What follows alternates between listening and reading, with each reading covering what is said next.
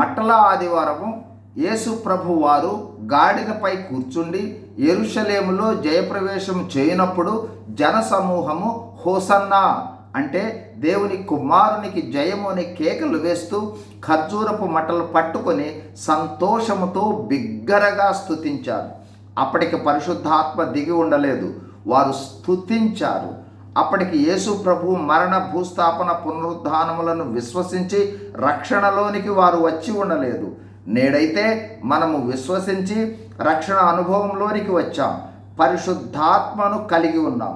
అప్పుడు వారు మనసుతో స్తుతించారు.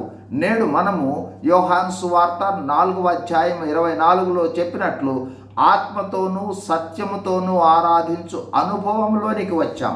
అంతేకాదు, 1 పేతురు పత్రిక 2:9 వలె మనము చీకటిలో నుండి ఆశ్చర్యకరమైన తన వెలుగులోనికి మిమ్మును పిలిచిన వాని గుణాతిశయములను ప్రచురము చేయు నిమిత్తము ఏర్పరచబడిన వంశమును, రాజులైన యాజక సమూహమును, పరిశుద్ధ జనమును, దేవుని సొత్తైన ప్రజలుగా మార్చబడ్డాం.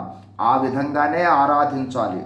మట్టల ఆదివారం మనము ఆరాధించుటకు కొన్ని అనుభవాలను తెలుసుకుందాం.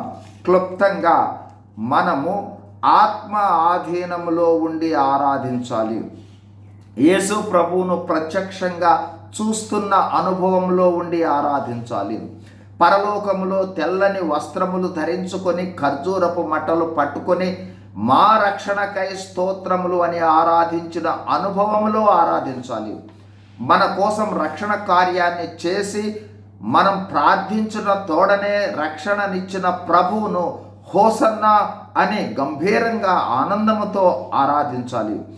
యేసు క్రీస్తును పోలి పాపము, లోకము, సాతానునిపై విజయమును పొందుకుంటూ రాజులైన యాజక సమూహముగా, అన్నిటికన్నా ముఖ్యంగా క్రీస్తు వలె సంపూర్ణ దీనత్వము, సాత్వికము, వినయముతో ఆయన గుణాతిశయములను ప్రచురం చేస్తూ ఆరాధించాలి.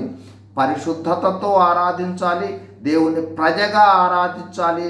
దేవుని సొత్తుగా ఆరాధించాలి. ఒక్క మాటలో పరలోకములో ఉన్న అనుభవముతో పరలోక పౌరులముగా ఆరాధించాలి. God bless you.